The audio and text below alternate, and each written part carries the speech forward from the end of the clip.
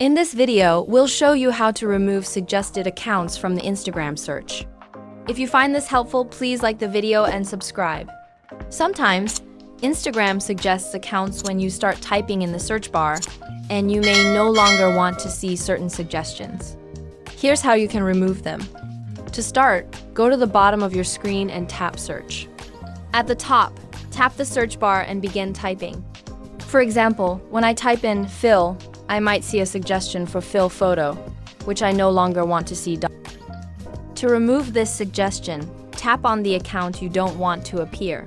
Then, in the top right corner, tap the 3 dots. From the options that appear, select Block and confirm your choice. By blocking the account, you'll remove it from the search suggestions.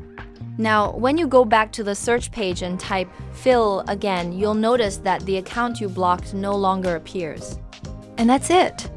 If this guide was useful, don't forget to like and subscribe for more tips. Thanks for watching, and I look forward to helping you again soon.